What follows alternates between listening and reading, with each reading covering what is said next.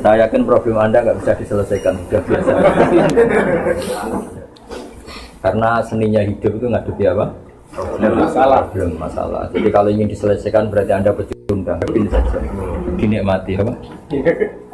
Karena sebetulnya kalau dinikmati ya baik-baik saja. Karena dunia ini diciptakan Allah liyabluwahum ayyukum ahsanu amala. Jadi kalau kamu sedang rukun sama istri itu biayanya mahal. Karena kalau rukun itu minta belanja macam-macam. Kalau sedang dicuekin gineng juga repot. Masa suami kok dineng dibiarin dicuekin. Enak mana ya? Rukun berbiaya sama dineng kecewa. Gak ada pilihannya hidup ya, hanya dua itu. Enak miskin dilihat tetangga, apa merantau gak jelas gak konangan tetangga. Gak ada pilihan hidup. Saya katanya Kiai besar aja tidak punya pilihan, diatur-atur sama MC macam-macam. Tapi ya ridho saja saya, karena hidup itu gak banyak apa. Gak banyak apa. Ini saya ngaji Yasin saja yang sering saya baca. Jadi saya minta dari ngaji malam ini sampai berpikir secara cerdas, berkelanjutan. Di antara yang diceritakan di surat Yasin itu ada ayat wa ma liyala a'budul ladzi, ayo dibaca. Wa ma liyala a'budul ladzi fatarani wa ilaihi turja'un. Jadi bagaimana mungkin saya tidak menyembah Zat yang menciptakan kami, yang mengatur segala kebutuhan kami, yang mengatur semua sistem yang terkait kepada kami. Wa ilaihi turja'un, toh pada akhirnya kita hanya dikembalikan ke Dia, ke Allah Subhanahu wa ta'ala. Misalnya gini, Anda hidup tuh butuh apa coba? Yang jomblo butuh nikah. Terus istri kamu atau calon istri kamu itu bisa saja sudah mati sekarang. Tapi Allah bisa menciptakan lagi insya Allah ya. Katanya teman saya gitu, kalau ada Joko tua, calon istri kamu sudah mati. Nah ini cerita singkatnya gini ya. Ada 3 utusan Nabi Isa. Salah satu kampung yang namanya masyhur, namanya kampung apa? Antioquia apa? Antioquia. Intinya kaum ini semuanya nggak iman sama Allah, ateisme. Mirip orang Korea gitu, kira-kira itu ateis. Kemudian ada satu petani yang iman, yang cara berpikir kita ini bagaimana mungkin kita ini tidak menyembah Zat yang menciptakan kami.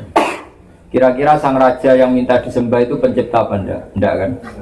Fir'aun juga enggak, Yesus juga enggak. Semua selain Allah tidak berstatus pencipta.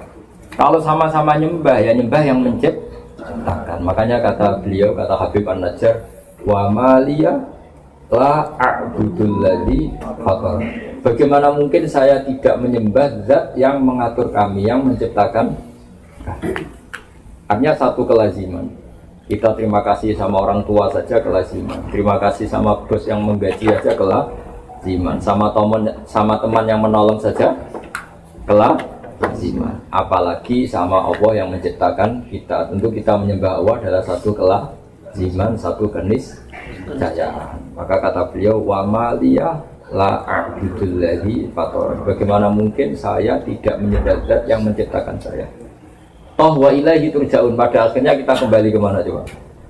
Sama nyari uang kayak gini ke Korea, ada yang jadi presiden, ada yang jadi macam-macam. Pada akhirnya hanya kembali kepada Allah Subhanahu wa ta'ala. Dan ketika kita kembali, gampang saja bagi Allah. Zaman sekarang sampai hidup, bisa ngatur nyawa Anda enggak? Enggak kan? Kamu ingin hidup apa enggak? Enggak kan? Tahu-tahu hidup. Ingin punya hidung pesek apa Bang? Bang, tahu-tahu. Ingin punya istri solihah yang enggak cerewet enggak? Ingin tahu-tahu. Ingin dicintai apa mencintai tapi tidak kesampaian? Enggak, inginnya. Ingin dicintai apa mencintai tidak kesampaian? Dicintai. Tapi tahu-tahu mencintai dan tidak kesampaian.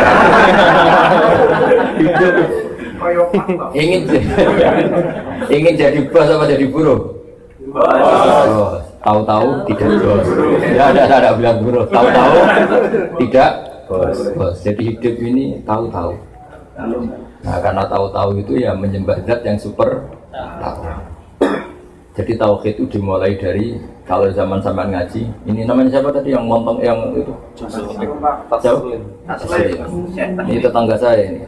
Apa diangkat jadi wali? Tapi nanti butuh persetujuan para wali-wali ini. Wali apa? Wali murid. Jadi hidup itu dimulai kalau kita zaman dulu ngaji apa istilahnya apa? Masya Allahu kana wa malam yasa lam yakun. Apa yang digadagi Allah pasti terjadi, yang tidak digadagi pasti tidak terjadi. Ini penting sebagai tauhid. Sehingga sampai mengalami apa saja, cinta ada kesampaian, kaya ada kesampaian, apa saja ada kesampaian, sampean yang syukur saja. Karena andekan kesampaian punya istri itu ya tidak mesti maslahat. Kesampaian jadi orang kaya tidak mesti maslahat. Yang mesti maslahat adalah kesampaian ditakdir sujud sama Allah Subhanahu wa Ta'ala. Yang bisa mensurgakan Anda itu sujud sama Allah apa jadi orang kaya? Sujud sama Allah. Yang mensurgakan Anda itu istri Anda atau amal Anda sendiri? Amal. Bahkan gara-gara istri banyak orang jadi koruptor kan? Karena istrinya shopping terus yang cowoknya korupsi. Jadi barokahnya jumlah-jumlah gini ya banyak masalah. Masalahnya di jumlah itu.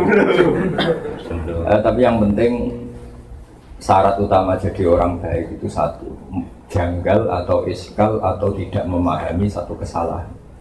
Jadi satu kesalahan itu harus gak difahami. Tapi satu kebenaran harus difahami. Satu kesalahan itu gak bisa difahami. Misalnya maling atau mencuri. Itu kan nggak bisa difahami oleh akal sehat. Orang nyari uang susah-susah, kita tinggal mengambil atau mencuri. Itu kan sesuatu yang nggak bisa difahami. Nggak bisa difahami. Istrinya orang digauli orang lain itu nggak bisa difahami. Jadi ciri utama maksiat itu sesuatu yang nggak bisa difahami. Makanya bahasa Arabnya maksiat apa? Mungkar. Mungkar dari kata apa? Diingkari. Diingkari apa? Tidak bisa difahami. Ya, namanya barang maksiat apa bahasa lainnya? Mungkar. Makanya dalam Islam disebut amar ma'ruf nahi itu mencegah. Karena mungkar itu gak bisa difahami. Yang namanya istri boleh digauli ya diakatkan. Yang akatkan siapa? Ya walinya. Wali itu yang punya otoritas. Nah ini gak nikah gak apa langsung digaulin. Itu sesuatu yang gak bisa difahami. Kebalikannya mungkar itu ma'ruf. Ma'ruf itu sesuatu yang dikenal dari kata arofa, ya'rifu, terus irfanan atau urfan. Mana apa? Ma'rufun dipahami. Kamu kerja demi anak istri bisa dipahami. Tapi kalau kerja demi temuan baru, kantor cabang katanya teman-teman tadi, itu susah dipahami. Tidak usah dijelasin detail-detail banyak yang tersinggung. Tapi ini saya, ya namanya ngaji itu kan membenahi yang salah. Jadi ingat ya, tak latih bahasa Arab yang gampang-gampang saja. Jangan sampai salah tasrif nanti. Supaya latihan apa? Kafara yukafiru takfiran.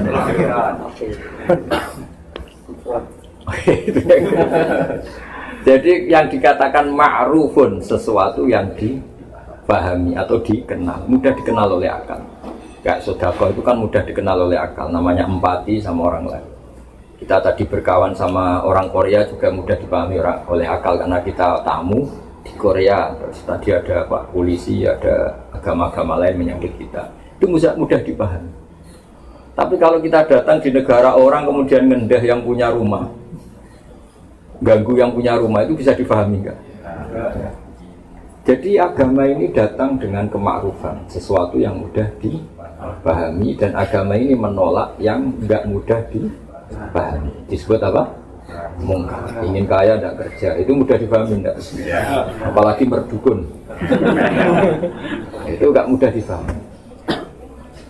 Terus nggak ganteng minta istri cantik, mudah difahami nggak? Nasi. Miskin punya istri 4, bisa difahami nggak? Takdir. Jadi agama itu mudah, karena maknanya agama itu mudah dipahami. Nah dalam pertemuan ini supaya tidak banyak yang tersinggung, pasti semuanya sepakat kita ngomong tauhid saja, karena kalau ngomong sosial itu banyak yang tersinggung. Meskipun tersinggung itu bagus supaya evaluasi. Nah yang mudah difahami, kalau kita memuja siapa, ya memuja zat yang kita pasti kalah. Yang kita pasti kalah itu siapa? Ya hanya Allah Subhanahu wa Ta'ala. Kita sama benda patung yang kita bikin sendiri, kalau kita mau memecahkan ya bisa memecahkan. Di gudang saja sudah hancur. Kita menyembah matahari, kita punya akal. Matahari apapun hebatnya tidak punya akal. Apapun hebatnya matahari bisa kerja di pabrik enggak? Bisa bikin robot enggak? Bisa gadekan BPKB enggak? Jadi apapun hebatnya matahari bumi itu tidak punya akal. Kita punya. Logis gak orang yang punya akal, makhluk yang punya akal kemudian tunduk menyembah yang tidak punya akal? Bisa difahami enggak? Tidak bisa. Menyembah Yesus. Yesus itu manusia yang lahir di bumi. Menyembah Tuhan yang hakikatnya ada Tuhan bisa difahami enggak? Enggak. Yang mudah difahami dan pasti terfahami adalah menyembah Zat sing menciptakan kami, yang menciptakan langit, yang membuat air, membuat oksigen, membuat apa saja sebagai keperluan kita. Kemudian setelah kita mati juga kembali ke Dia. Zaman kita hidup, coba ketika Anda hidup tahu nggak sistem saraf Anda, sistem jantung Anda, sistem paru-paru Anda, sistem kebutuhan oksigen Anda, kan nggak tahu.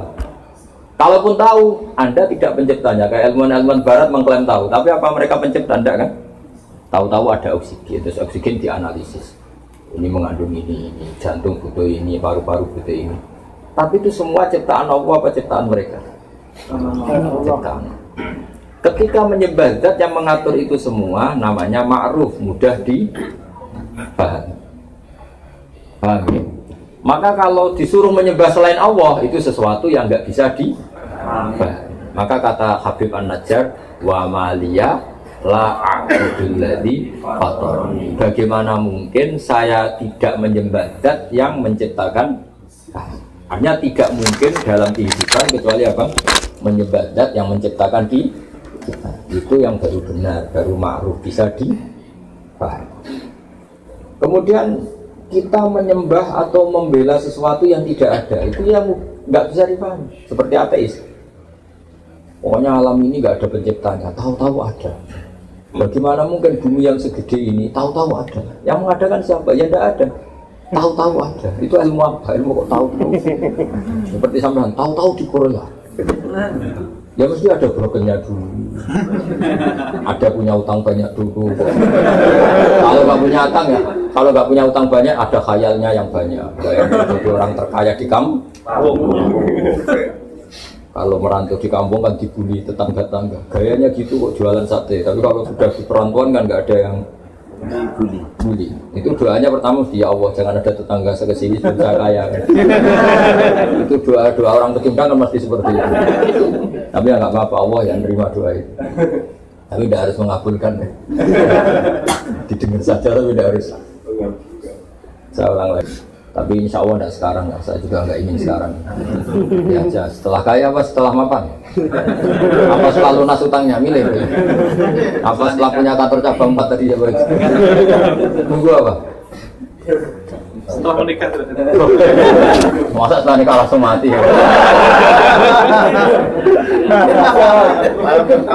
Kalau setelah mapan juga kasihan, baru mapan langsung mati. Apa setelah miskin? Sudah mati dulu miskinnya kan sudah dulu nyatanya tidak mati sampai. Tidak, misalnya nyawa Anda diambil, ini semua ulama sepakat dan masyarakat juga sepakat. Mati itu namanya nyawa diambil, dicabut. Berarti roh sendiri itu tidak mati. Kemudian diambil ke alam baka. Yang kalau difilmkan katanya ada gentayangan, ada yang tidak, macam-macam lah versi itu. Yang jelas kita berkeyakinan roh itu kemudian menikmati doa yang kita kirimkan. Jadi mbah kamu kalau sampai doakan dari Korea itu tetap sampai. Jangan sampai protes, malaikat Korea masa tahu. Saya sudah bilang tadi ngaji, saya kan sudah bilang Korea itu tetap buminya Allah Subhanahu. Ditata oleh malaikatnya Allah Subhanahu wa taala. Yang menciptakan air di sini memangnya orang Korea, tetap Allah Subhanahu. Sistem malaikat di sini juga sama dengan sistem malaikat yang di Seragen. Di Solo 3 sama. Enggak tahu saya pakai bahasa apa di sini, pakai bahasa Korea apa bahasa. Tapi sistem malaikatnya. Sehingga karena kita tidak tahu cara kita hidup, juga tidak tahu cara kita mempertahankan kehidupan. Setelah kita mati juga harus menyerahkan itu sama yang punya otoritas kematian, yaitu namun Allah Subhanahu. Kalau hidup kita tidak sebagai penyebab kehidupan. Kalau kita punya mata juga tidak penyebab kita punya mata. Kita punya jantung juga kita tidak penyebab punya jantung. Semua itu karena dikehendaki Allah Subhanahu. Maka nanti setelah kita mati tidak usah iskal, tidak usah janggal. Wah sudah jadi debu, jadi tulang belulang masa hidup lagi. Karena kalau Anda menyoal itu berarti Anda menyoal kehidupan Anda yang sekarang. Kehidupan Anda yang sekarang dari sperma. Sperma itu andekan seperti itu, orang sanggup nggak menjadikan manusia? Misalnya masih wujud sperma terus dikatakan ini nanti kelayaban di Korea. Masih sperma, masih mani itu, masih mani yang menjijikan. Terus saya beginikan, ini itu bisa nanti ke Korea kelayaban. Percaya nggak? Ini nanti kumisen jenggoten. Nggak percaya. Tapi nyata jadi manusia yang banyak pola, banyak ulah, banyak masalah. Semoga akhirnya juga tobat. Sama. Andai kan biji asem, kalau orang Jawa bilang tungsu, kalau orang Salatiga bilang apa? Kalau orang Cirebon apa yang beda daerah? Yang biji asem itu? Kelingsi. Apa? Kelingsi ya. Kalau orang daerah saya kelingsi. Itu kata ulama-ulama kalau mencontohkan itu. Andai kan belum pernah terjadi.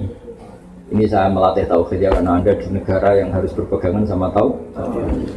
Andai kan kelungsu atau kelingsi tadi belum pernah terjadi menjadi pohon asam besar yang kemudian bercabang punya buah banyak. Terus ada orang bilang ini itu bisa jadi pohon besar yang kalau ditabrak tronton itu supirnya mati, yang kalau ditabrak mobil atau bis supirnya mati. Masa? Iya. Kira-kira orang percaya enggak? Kan enggak, karena belum tahu buktinya. Setelah sama Allah diciptakan jadi asam kecil kemudian pohon besar, orang baru bilang oh iya, ternyata iya.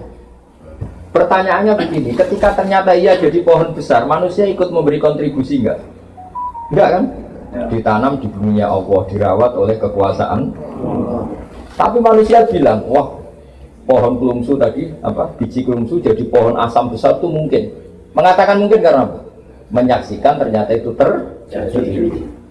Sama, harusnya kita mengatakan manusia sekarang yang jadi kelayaban ke Korea itu diciptakan dari mani. Ketika manusia bilang mungkin itu karena melihat nyatanya terjadi, apa karena bisa menciptakan? Karena nyatanya terjadi. Manusia tidak ikut menciptakan. Jadi zaman kita jadi manusia yang banyak masalah seperti ini, jadi orang broken macam-macam, banyak orang ngayal macam-macam. Itu zaman dari mani menjadi manusia ikut menciptakan enggak? Enggak, tapi mengatakan mungkin karena terjadi. Artinya ada terjadi kekuatan besar yang menjadikan mani jadi manusia. Tapi setelah manusia ini jadi tulang belulang, orang-orang kafir mengatakan nggak mungkin dibangkitkan lagi, karena itu sulit. Bagaimana caranya? Di zaman kamu jadi manusia juga nggak tahu caranya. Kok kamu percaya? Zaman kita jadi manusia kan nggak tahu caranya. Kok nyatanya jadi manusia? Maka setelah jadi tulang belulang pun mungkin jadi orang lagi. Soal kita tidak tahu caranya, mulai dulu kita juga nggak tahu caranya. Kenapa bumi ada? Kenapa manusia ada? Maka serahkan sama yang punya cara itu, yaitu Allah Subhanahu wa Ta'ala. Makanya ada ayat apa? Ayo, ini tentang Yasin semua aja. Ayo dibaca bareng-bareng. Awalam yarol insanu anna khalaqnahu min nutfatin fa idza huwa khasimun mubin. Nah, teruskan. Wa darabalana makalam wa nasiya khalqa qala ma yuhyiru man yamiin. Qul yuhyiha alladhi ansha'a awwala marrah wa huwa bikulli khalqin alim. Jadi singkat cerita gini, Wa'il bin As itu orang kafir, ngambil tulang belulang yang sudah membiru. Apa? Sudah apa? Membiru. Yang kata Rasulullah nanti semua manusia dibangkit. Terus tulang yang sudah membiru itu diremes-remes gini. Diremes-remes gini terus disawurkan ke wajahnya Nabi. Apa seperti ini Muhammad nanti bisa jadi manusia lagi, bisa bangkit lagi, padahal sudah jadi tulang belulang yang ketika saya remas saja jadi hancur kayak debu. Terus Allah bilang awalam yarol insan, bagaimana mungkin manusia yang dulu saya ciptakan dari mani kemudian sekarang jadi ahli debat yang nggak mutu, yaitu kayak tadi siapa tadi yang bilang Asbin Wais. Terus kata Allah mengingatkan awalam yarol insanu anna khalaqna, terusannya apa? Qul yuhyiha alladhi ansha'a awwala marrah. Manusia kok tidak ingat ketika jadi mani itu, kira-kira orang kafir seluruh dunia dan belum pernah terjadi kalau mani jadi manusia. Tahu lagi, andai kan belum pernah mani itu jadi manusia. Kemudian saya bilang, mani ini tuh nanti bisa jadi manusia yang bisa ke Korea kemana. Orang percaya enggak? Tidak. Tapi kenapa percaya? Karena nyatanya terjadi. Dan ketika terjadi, manusia memberi kontribusi apa enggak? Enggak kan murni takdirnya Allah. Nah, karena Allah berusaha membuktikan mani jadi manusia, maka Allah pula yang akan mampu dan pasti mampu mengembalikan lemah tanah yang sudah tadi dari tulang belulang manusia menjadi manusia lagi. Ketika misalnya kumis dicukur tumbuh lagi, jenggot dicukur, manusia mengatakan mungkin karena apa? Karena terjadi. Tapi apa ikut menciptakan? Tidak. Misalnya orang yang ganteng-ganteng nggak mau jenggotan, tetap saja kalau cowok jenggot. Jadi ini menunjukkan bahwa manusia itu sebenarnya di dunia itu hanya disuruh ikrar, disuruh ngakui, disuruh bersaksi. Makanya ada kalimat asyhadu alla ilaha illallah. Bisanya kita hanya bersaksi, saya bersaksi. Karena kita tidak bisa menciptakan, bisanya hanya saya bersaksi. Paham ya? Makanya dilatih apa tadi? Qul yuhyihal ladzi ansha'a awwal marrah. Jadi kalau sampean ingin iman secara benar gimana? Bayangkan pertama kali manusia diciptakan. Misalnya, dari bumi masa jadi manusia lagi, kan tulang-tulang sudah jadi bumi. Memangnya Nabi Adam diciptakan dari apa coba? Dari bumi. Itu Allah mampu. Dan uniknya lagi, saya sering kalau ngaji di Jogja, Nabi Adam itu makhluk paling komplit. Coba, kalau ada orang nggak percaya hari kebangkitan, itu saking gobloknya orang. Menurut saya hari kebangkitan itu masih seru manusia yang sekarang, yang kayak sampean-sampean itu. Loh kok enggak gimana? Hari kebangkitan kan materinya sudah ada, saya ulang lagi materinya seperti gen sampean kan sudah ada, DNA sampean ada DNA Sragen, Tuban, Boyolali, Mataram, macam-macam. Materi kita meskipun ditanam di tanah kan materinya sudah ada, portofolionya sudah ada, sistemnya sudah ada, DNA-nya sudah ada. Panitia malaikat yang bikin lebih gampang. Tapi zaman Allah menciptakan Nabi Adam, semua gen anak turun Nabi Adam itu ada di dia sampai hari kiamat. Allah harus bikin sistem di tubuh Nabi Adam, sistem apa cadangan atau mani atau apalah istilahnya, yang nanti itu cukup sampai kiamat. Coba susahnya kayak apa? Artinya di Nabi Adam kan diciptakan satu sistem di punggungnya, kemudian sistem itu dipersiapkan untuk sampai kiamat. Lebih sulit kan? Nabi Adam satu orang. Dia kawin, kemudian jadi Qabil, Habil, Iklimah, Labuda, kawin lagi itu sampai jadi orang kayak sampean sih. Itu dulu dari master yang bernama siapa? Ya. Coba nitipkan tubuh sampean tok ini harus dibikin keriting, pesek, punya jantung. Dititipkan di satu zigot atau di satu sel yang kecil sekali. Padahal sel yang kecil sekali ini nanti jadi manusia yang polanya seperti ini. Dan ketika sampean misalnya calon punya anak 5, berarti ada anak 5 yang di punggung sampean. Dan ini disiapkan sel yang jadi anak sampean 5. 5 ini per sel disiapkan ada matanya, ada kupingnya, semuanya lengkap. Ada organ dalamnya, ada organ luarnya, ada organ yang tumbuh terus kayak kuku, kayak apa, jenggot, macam-macam. Kenapa itu enggak kita akui sebagai reputasi Allah kalau Allah itu ala kulli syai'in qadir, Allah mampu melakukan apa saja. Terus kenapa kita menyoal hanya karena orang sudah mati, kemudian kita menyoal bagaimana mungkin ini bangkit kembali. Lah kamu lahir dari mani, dari tanah, kok tidak kamu ingkari? Harusnya pengingkar-pengingkar itu juga mengatakan wujud ini khayal belaka, karena hakikatnya enggak mungkin. Ya kan? Kan sama-sama nggak mungkin kalau dalam ukuran otak manusia. Karena sering terjadi dan terlihat, mereka mengatakan mungkin. Tapi ketika mengatakan mungkin, manusia pun tidak ikut menciptakan. Itu makanya Allah mengingatkan, qul yuhyihal ladzi ansha'a awwal marrah. Kalau Allah dari awal mampu menciptakan mani jadi manusia, ya nanti Allah pula yang mampu menciptakan tulang belulang jadi manusia lagi. Ya, jadi saya mohon sekali tauhidnya dijaga. Nah, logika seperti ini tuh arafahul aql. Misalnya Hyundai atau Kia atau Mercy bisa bikin mobil mewah dengan sistem yang canggih. Gara mobil itu tabrakan ria, kamu bilang wah ini pabriknya tidak bisa mengembalikan lagi. Itu aneh nggak pikiran seperti itu? Kalau pabrik sudah canggih, masa kecelakaan terus dibilang nggak mampu mengembalikan lagi, kan jadi aneh kan? Mau bikin yang sedetail itu bisa, apalagi ditinggal ngencengkan lagi kan gitu kira-kira. Kan lebih gampang. Karena kalau sudah kamu sifat, wah pabrik ini hebat bisa bikin mobil yang canggih, tentu akan mudah mereparasi kalau ada kerusakan. Sama, Allah mudah saja mereparasi Anda setelah kematian.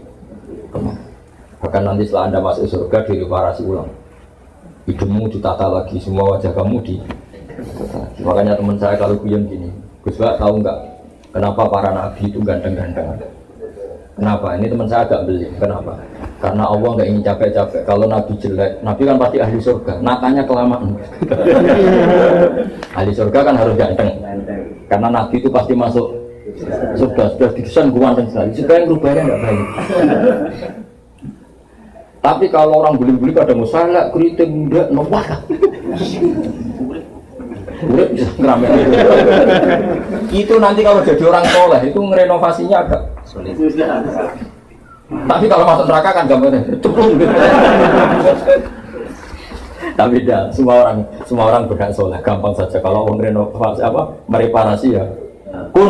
Kayak keritingnya jadi bagus, pendeknya ditinggikan, peseknya ditata semua. Kalau ditata peseknya kok jadi bangir, wajahnya tetap gitu kan malah kayak Pinocchio, jadi tetap ditata. Jadi ini penting ngaji tauhid ya. Saya ulang lagi ya, Islam itu datang dengan apa? Amar ma'ruf.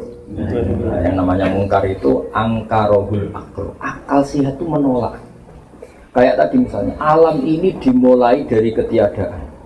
Jadi pencipta alam adalah ketiadaan. Masa sesuatu yang tiada punya faktor, punya sebab sebagai pencipta, itu nggak masuk akal. Tentu alam ini ada karena ada pencipta.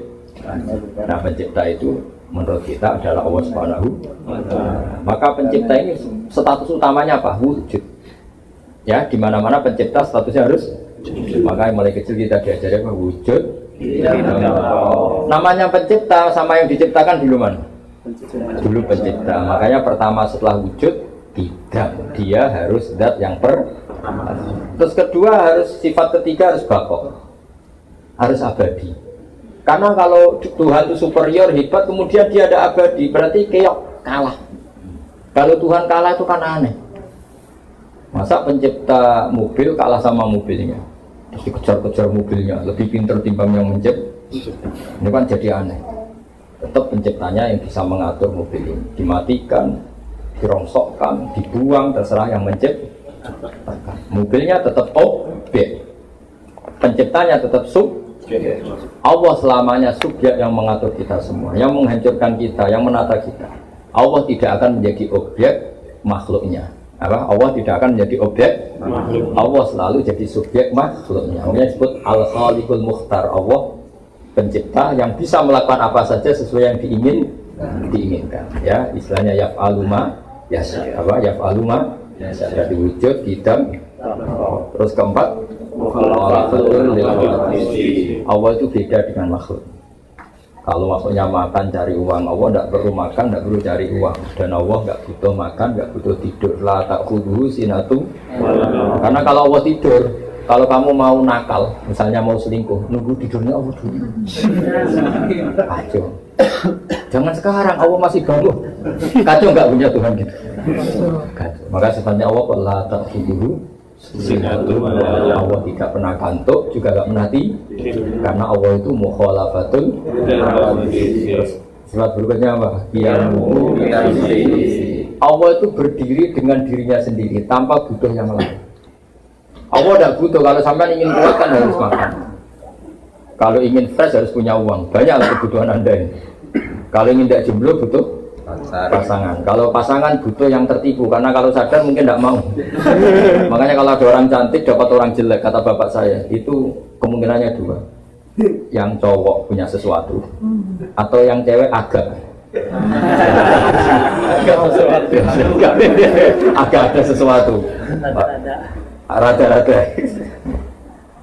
Tapi Allah tidak butuh itu semua, karena Allah harus qiyamuhu.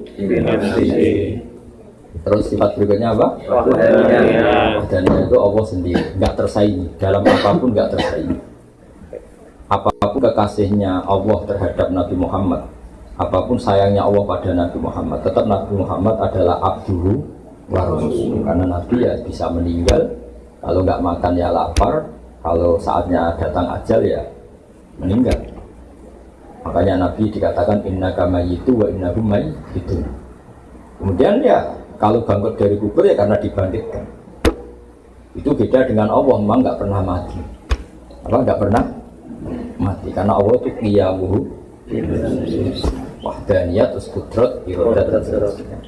Jadi logika-logika itu tanamkan sehingga kamu iman dengan kebenaran yang kalau ada paham yang menyesatkan kita menolak. Itu disebut wa maliya la a'budul ladzi fatarani wa ilaihi turja'un. Bagaimana mungkin dalam hidup ini kita tidak menyembah zat yang mengatur kami, toh pada akhirnya kita hanya kembali kepada Tuhan. Jadi kita menyembah Allah karena mengatur kami, dan pada akhirnya kita hanya kembali ke Allah Subhanahu wa Ta'ala. Tidak kembali ke akal kita, tidak kembali ke pikiran kita, tapi hanya kembali kepada Allah Subhanahu wa Ta'ala. Seperti sampean misalnya bayangkan jadi orang kaya terus bahagia. Apa faktanya nanti pasti demikian? Tidak mesti. Kadang setelah jadi orang kaya malah nyesal. Misalnya gini, banyak ini ceritanya. Ada suami memanjakan istrinya, minta apa saja dituruti, minta mau rumah mewah dituruti, kulkasnya harus mewah, mobilnya harus mewah. Lama-lama istrinya mikir, rumah mewah, mobil mewah, yang nggak mewah suami saya. Lama-lama kepikiran ganti suami. Karena enggak, istrinya yang ingin ganti, karena tadi minta rumah mewah diturutin. Kalau rumah mewah pantasnya apa? Kulkasnya mewah, mobilnya mewah, karpetnya mewah. Tapi suaminya tuh pesek pendek. Lama-lama yang perlu dipikirkan, yang kurang mewah satu. Kalau kamu ngalamin gitu atau kobel kita tidak pernah tahu. Ini barokahnya kamu miskin, pas apa? Rumah jelek, rezeki jelek, semua jelek. Maka istri kamu mikir sudah nggak perlu diganti, sudah pas semua ini. Maksudnya kita tidak pernah tahu. Kadang yang miskin juga bahagia karena serasi semua, Pak. Serasi semua. Ya ini cerita saja guyon, tapi Anda supaya tidak mengimani pikiran Anda yang kamu bayangkan itu tidak mesti masalah. Makanya kalau di kitab tasawuf itu ada guyonan, di kitab hikam pernah dengar itu namanya kitab hikam, itu kitab tasawufnya ahli sunnah apa? Jadi semua kiai alim tasawufnya ngikuti kitab apa? Hikam. Selain kitab Ihya, kitab apa? Kan ada beberapa kitab tasawuf yang paling populer diantaranya Ihya. Kemudian itu dijabarkan oleh Sayyid Abdul Al-Haddad jadi An-Naso'ih Adi Niyah apa? An-Naso'ih Adi Niyah. Terus dijabarkan termasuk macam-macam lah oleh kitab. Ada seorang wali itu tukang manol, hamal itu tukang manol. Jadi dia itu wali betul, tidak kayak sampean. Sampean ini harus jadi wali nih, sudah kerja jauh-jauh gak jadi wali. Dia itu tukang manol, hamal. Karena dia wali setelah dapat itu tukang manol, ngangkatin barang dari pasar ke kendaraan. Karena dia wali itu, ya Allah, saya ini hanya butuh makan satu piring. Yang penting saya dapat makan satu piring terus pulang mau ibadah. Tiap hari gitu. Kalau dapat opan, kalau uang sekarang, kalau satu piring di sini berapa won? Punya satu makan satu hari 10.000 won. Kalau di Indonesia berapa? 50. Enggak lah, makan sehari kalau di Indonesia 50. Kalau makan apa saja kamu di sini kok mahal? Kalau uang di sini berapa? 10.000. 10.000 sama dengan 100.000. Ya jangan, berarti contohnya di sini jangan. Ya kalau di Indonesia makan 50.000 sudah. Berapanya? Odeng. Kalau di Gunung Kidul sudah dapat belalang banyak.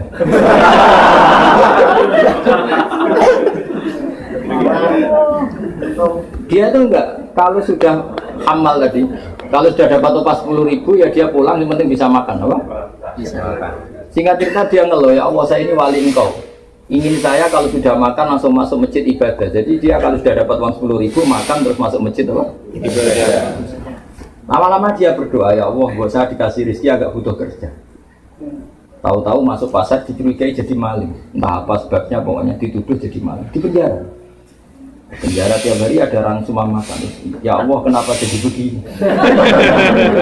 Bukankah kamu minta rezeki tambah kerja? Ya LP itu. Jadi intinya betapa manusia itu tidak usah ngatur Allah. Karena ada wali yang minta rezeki tambah kerja sama Allah dijawab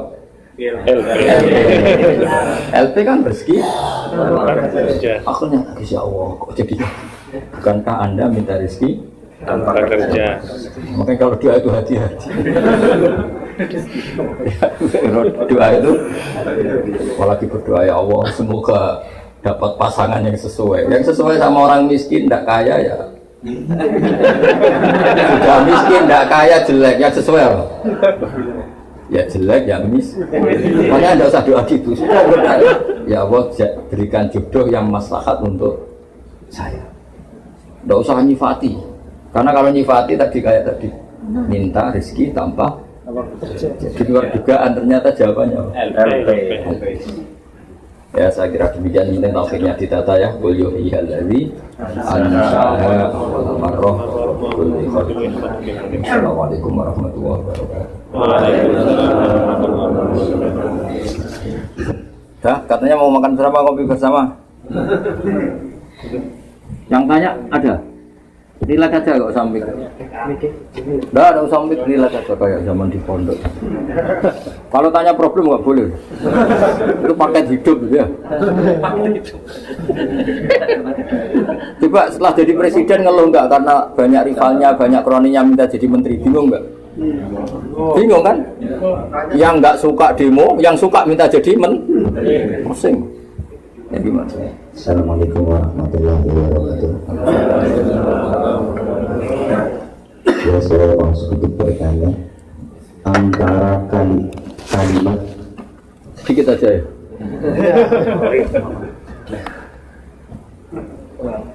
Antara kalimat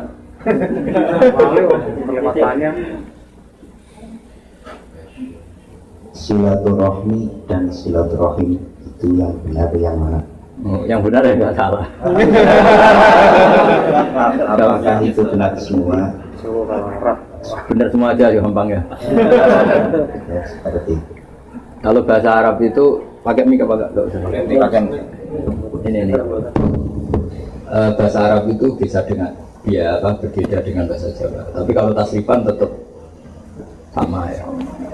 Jadi bahasa Arab itu kadang orang bilang silaturahim, rahim itu dari kata isim fa'il ya. Jadi menyambung orang yang perlu kamu sambung karena ada cinta kasih, rahim. Kadang bilang rahimah yarhamu rahman, menyambung kasih sayang.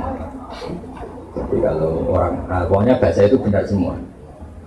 Ya, bahasa itu benar semua.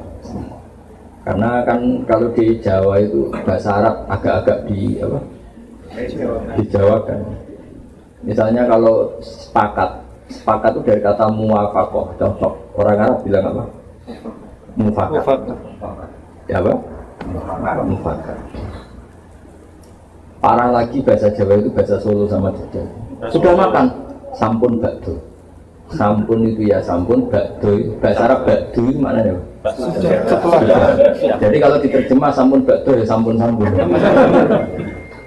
Terus parah lagi bahasa itu anak sekolah nih yang madrasah. Madrasah itu terjemahnya. Jadi kalau anakmu sekolah di mana? Di madrasah. Mana nih ya sekolah. Tapi orang Indonesia punya versi, kalau dibilang madrasah itu ngaji, kalau sekolah itu umum. Tapi kalau sama ditanya, terjemahnya madrasah apa? Sekolah. Bilangnya kan madrasah kok. Jadi bahasa itu kalau mengalami peluluan itu karena mengalami transformasi luas macam-macam. Ya jadi itu ringan saja ya, karena tadi silaturahim maupun silaturahmi secara bahasa itu sama. Yang penting maknanya itu menyambung unsur rahim. Yang lokal ya keluarga dekat, yang agak jauh ya saudara Islam. Yang paling agak jauh tapi harus dilakukan bedakan. Makanya kata Nabi itu silaturahim itu ada 3. Ada orang yang punya 3 hak. Pernah dengar tuh orang yang punya 3 hak, yaitu dia keluarga kamu, dia tetanggamu, dia seagama dengan kamu. Itu punya 3 hak. Misalnya saya bertetangga dengan adik saya, berarti adik saya punya berapa? 3 hak. Hak tetangga, hak rahim, hak seagama. Terus ada yang punya 2 hak saja, hak tetangga dan seagama. Ada yang haknya 1 tok, kayak kamu di Korea ini sama orang-orang non muslim itu tetap harus baik. Karena apa? hak bertetangga. Itu semua juga dikatakan silaturahim. Karena rahim itu kalau dihitung Nabi Adam, kenal sama Nabi Adam? Sama banyak apa lupa? Kenal? Nah itu berarti kalau dihitung Nabi Adam kan semuanya saudara. Tapi setelah ada perbedaan agama, negara, terus apa sejarah, macam-macam, terus kayak nggak saudara, kayak korup sama apa? Tapi tadi selagi masih mungkin semuanya itu diarahkan ke perdamaian. Karena agama ini suka apa? Wa in janahu salmi fajnahilaha wa tawakkal ala Allah. Kalau ada kelompok lain minta damai, kamu harus setuju karena agama ini dikawal dengan apa? Ya itu sama. Terus yang lain tanya, yang penting jangan problem kehidupan, itu nggak akan selesai bawaannya.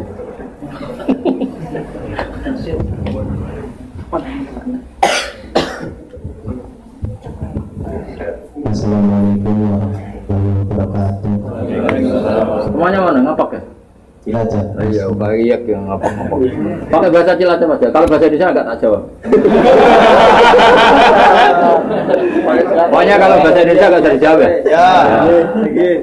Dan pakai bahasa kasarnya nggak boleh, bahasa halus. Bahasa Cilacap kepriben lah, betul. Kepriben.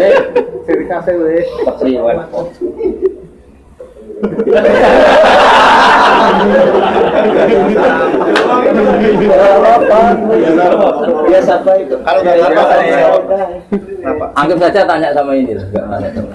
Ya sudah, bisanya.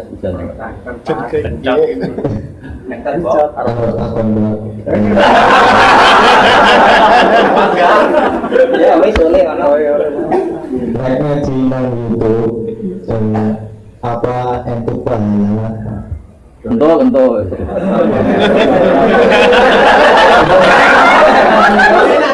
Apa syaratnya bisa nyambung? Bisa. Sanat itu gini loh ya. Saya sering dapat pertanyaan sama dari Cilacap. Siapa namanya? Gunawan. Oh bagus. Gunawan tuh manusia ada gunanya. Iya kan? Orang kaya jutawan kan gitu. Tukang pewarta hartawan. Tukang ada gunanya. Maka kalau nyuruh sama ini gunanya banyak. Ya semuanya nyuruh pakai ini aja. Pasti gunanya banyak. Jadi orang kalau kaya jutawan, pewarta wartawan. Ya. Kalau orang kelayaban bisa tawan wisata, tukang kelayaban kan. Jadi apa? Tawan. Kalau banyak gunanya, gunawan. Kalau banyak masalah, dan otomatis secara sanad itu tersambung. Yang ada syarat ketat itu kalau mau jadi mufti. Ya jadi apa? Mufti itu orang yang punya otoritas menghukumi halal haram, syarat tidak sahnya sholat atau syarat sah tidaknya nikah itu nggak boleh hanya sekedar ngaji di YouTube. Tapi kalau syarat ingin tahu kebaikan sudah cukup. Karena kebaikan itu ma'ruf, mudah dikenal oleh Jadi kalau syarat-syarat yang ketat harus ketemu gurunya, ngaji lama, terus akhlaknya harus baik, hafal Quran, hafal hadis, itu syarat untuk mufti, ya Pak? Mufti itu begini loh, fatwa sesuatu yang jelimet itu namanya mufti. Kalau sampean kan nggak perlu seperti itu. Banyak dengar ngaji saya yang bisa dilakukan, yang nggak ditunda itu sudah selesai. Dan potongannya ya nunda semua. Misalnya saya ngaji, wajib gak orang nyaur utang? Ayo jawab. Wajib. Tahu toh? Ditunda apa langsung? Tunda. Ketika kangen keluarga wajib enggak terus ingin pulang atau ngirimin. Tapi ketika ada tadi contoh-contoh gitu pikirannya mulai macam-macam. Nah, kenapa kalau mufti syaratnya ketat? Karena mufti itu akan menimbang hukum yang kayak iya kayak tidak. Itu harus orang alim, nggak boleh hanya lewat YouTube. Saya beri contoh ya Mas Gunawan ya, kayak iya kayak tidak. Misalnya gini, saya beri contoh. Kerja di Korea itu baik apa enggak? Kalau melihat sisi jauh dari keluarga agak baik. Tapi apa artinya deket tapi enak? Enak itu raine ketok terus rezekinya atau ketok. Itu namanya enak. Jauh tapi gak enek karena vesselnya kirimannya banyak. Panjang. Lah kalau istri kamu rata-rata nelpon kangen orangnya apa kangen kiriman?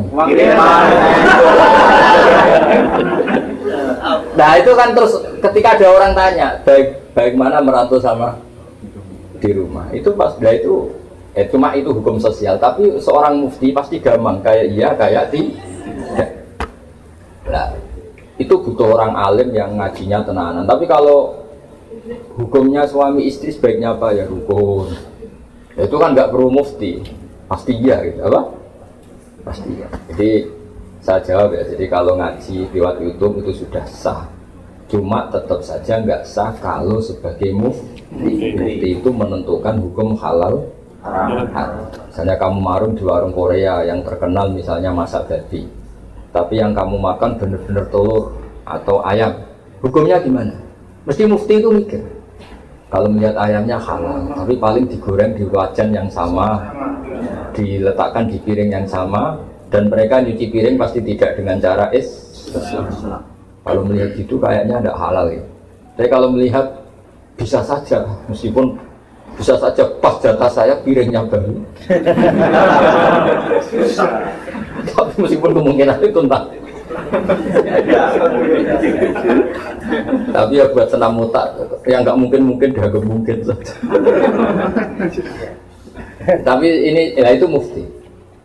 Misalnya sholat pesawat hukumnya gimana? Kalau melihat waktu sholat ya harus sholat. Tapi melihat kalau kamu sesuci misalnya, sesuci di pesawat itu wudunya kira-kira sempurna nggak? Buatan kan? Kalau sempurna dimarahin awak apa? Kabin. Setelah wudhu tidak sempurna kira-kira tetap wajib sholat apa enggak? Mesti jawaban pertama wajib. Lalu sholat ini namanya apa? Sholat ya hormatin waktu, hanya menghormati waktu. Tapi nanti setelah di kos-kosan atau di Korea harus dikodoi. Tapi ketika wajib ngodoi melihat wajah-wajah gini, wah sholat aja sudah menguntungkan, disuruh wajib ngodoi. Muftinya ngeper lagi. Karena wajah-wajah kayak sampean itu semua mufti pasti ngeper. Ini sholat fardu aja abot apalagi disuruh foto. Hanya kalau ditanya hukumnya gimana Gus wajib sholat, wajib ngulang enggak? Kamu enggak. Terus ada lagi orang tanya saya ini orang nggak pernah sholat sampai 10 tahun. Setelah tobat tanya, saya wajib kodok nggak Gus? Tak lihat wajahnya itu kalau diwajibkan langsung nggak sholat. Akhirnya saya sebagai kiai ngakalin ya sudah penting kamu sholat dulu aja lah, nggak usah tanya kodoknya. Setelah setahun datang lagi, sudah tahu nikmatnya apa? Sholat. Gus caranya kodok gimana? Sudah nggak tanya kodok wajib enggak? Caranya kodok gimana? Terus saya bilang ya pokoknya tiap sholat kamu 2 kali aja, nggak usah langsung banyak apa? Tiap sholat 2 kali. Yang satu untuk sholat wajib hari ini, yang satu untuk nyaur utang yang dulu. Karena kalau langsung dihitung 10 tahun tuh sebulan kali 5, 10 hari aja berapa? 10 hari kali 5 waktu sudah 50. Berarti tiap 1 bulan 150. 150 kali 12 berapa? Banyak ya. Kali 10 tahun. Lihat raweh saja dia takut apalagi. Nah, wajibnya qadha itu sesuatu yang mudah dikenali. Tapi ngitung loyalitas orang pada agama. Rai-rai gini, rai-rai tobat musiman gini. Kalau langsung diwajibkan itu malah apa bahaya. Makanya bilang ya sudah sholat dulu aja. Katanya kiai harus mondok ikut 10 tahun sudah, saya sholat dulu aja, tidak usah tanya itu. Makanya dulu itu ada cerita unik. Ini guyonan saya sebagai penghormatan pada Korea palsu ini ya. Ada kiai itu kan rata-rata anaknya cantik. Kalau anaknya tidak pati cantik, ya rapati kiai. Kiai betul itu rata-rata anaknya cantik. Karena istrinya rata-rata ya. Kalau kiai istrinya jelek ya agak musibah. Tapi bisa bikin kantor cabang kan? Ini provokator itu. Apa pengesahan apa? Pakai kartu apa? Enggak kantornya itu. Dia mengistilahkan istri kedua itu. Singkat cerita itu anaknya itu cantik. Ya dulu itu nggak ada akses ke dalam kecuali harus jualan apa? Air. Jadi ada orang santri itu agak nakal dia. Ingin tahu ningnya kalau dalam bahasa pondok itu nih. Taman karena saya yakin semua yang ngaji saya di sini itu masih ada sisa-sisa santri. Karena orang Indonesia hebatnya gitu, kecilnya mesti dolanan di musola, nguyoyo di musola, ya kan? Baiknya orang Indonesia kan? Iya kan? Karena rata-rata kita pas kecil itu kan nyon sewu miskin, yang ada jeding itu di musola. Sekarang keluarnya tampir-tampir di Indonesia ke saya gitu, semenjak masjid bagus, kamar mandinya bagus. Kadang orang mau ke masjid itu bukan karena ingin jamaah, kudu ngising di rumah lari ke masjid. Ya kan? Sekarang banyak enggak? Banyak karena kamar mandi masjid lebih bagus. Yang parah kalau mau tidur kan, di rumah enggak ada AC, enggak ada kipas angin. Kalau ngantuk masih ke masjid. Kipasnya dinyalin. Di daerah kamu ya gitu.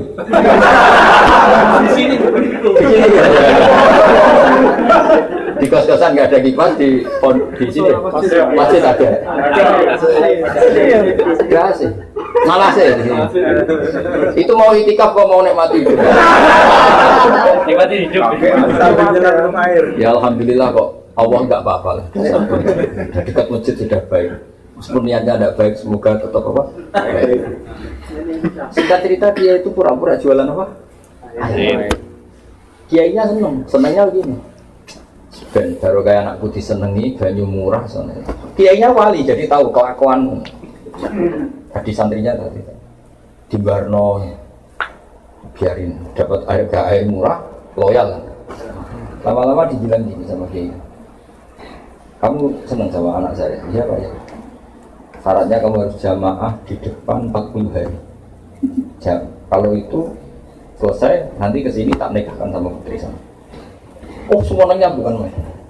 Dia jamaah terus di depan. Ini di Masjid Haram, cerita ini di Mekah. Nggak di Seragen, nggak di Solo. Jadi ini cerita kelas internasional, bukan kelas apa? Setelah itu sholat, semangat dia. Syaratnya 40 hari di soft awal. Ya imamnya tentu Imam Masjid Haram, nggak masuk imam nggak ini. Kalau di sini nggak jadi wali 40 hari belum. Ini di Masjid Haram yang satu sholat sama dengan 1000 sholat. Ya 1000 rakaat. Kalau sholat di sini satu sholat kan benar-benar satu. Kalau di sana lipatannya kan berapa? 10.000. Ada yang bilang pokoknya ribuan, ratusan ribu. Terserah hitungnya sampai 40 hari. Hari ke-40 selesai sama kiainya digandeng satu. Ayo nak pulang ke rumah saya. Tak kawinkan sama anak saya sesuai perjanjian. Itu santrinya marah-marah. Pak Kiai, minyak uang. Sholat itu mau dijoli anak jenengan. Enggak bisa. Ternyata dia hari kedua ketiga sudah ikhlas, tidak karena cewek tadi, tidak karena putrinya dia tadi. Ayo nak pulang saya nikahkan sama anak saya karena sudah 40 hari. Pak Yai, kamu menghina saya. Masa sholat nikmatnya seperti itu hanya hasilnya dapat putri jenengan? Enggak bisa. Sholat saya itu balasannya surga, enggak bisa. Enggak mau saya. Dari sholat untuk dapat cewek menjadi sholat nikmati kebenaran. Makanya kalau kamu ingin kaya tak suruh sholat hati. Nanti kalau sudah sering sholat nikmatnya sujud, nikmatnya muasalah sama Allah, terus mulai berubah doa. Apa penting kaya apa enggak? Kalau kok masih ingin kaya terus berarti sholatnya masalah. Akhirnya nggak mau malah kita kan. Akhirnya kiainya yang merayu-merayu dia. Sudahlah tetap jadi mantu saya karena kiainya kesemsem ingin punya mantu ikhlas. Sekarang ganti yang kiainya yang mati-matian ngerayu supaya dia mau jadi menantunya. Karena ingin punya menantu. Bisa dibuktikan ya. Mau nyoba itu. Mekah dulu. Nah, contohnya ada harus Mekah. Misalnya Anda ingin kaya, dijazahi, disuruh sholat saja. Lama-lama nanti Anda akan memuhasabah, mengkoreksi doa Anda. Betul enggak? Nah, Anda suka cewek, mati-matian, cinta mati. Setelah kamu sholat, nanti mesti ada alamat. Ternyata mimpi gambarnya angin topan. Saya pernah punya teman, sholat istikharah. Gambarnya itu angin topan. Ya macam-macam. Ya itu jadi itu artinya wasta'inu bisabri. Karena kita tidak pernah tahu yang maslahat untuk kita itu ke depan itu apa, kita tidak pernah. Makanya semuanya kita serahkan pada Allah Subhanahu. Mungkin sampean kalau hidup di Jawa karena tetangga roh kiai kadang rapati senang. Karena kadang jenenge gawan tonggo, tapi gara-gara di Korea melihat Islam gak hidup malah sampai jadi kiai. Kalau di rumah jadi kiai RT saja nggak ngangkat ya. Tapi kalau di sini langsung kiai internasional. Iya, kalau kiai di Indonesia namanya kiai lokal. Kalau sudah di sini Roh Ishak. Jadi itulah hikmah yang dikersana Allah Subhanahu wa Ta'ala. Makanya berharap semoga keberadaan Anda di sini benar-benar ikut menyebarkan sujud, tauhid, tasbih di dunia. Ya sudah ya, cukup ini.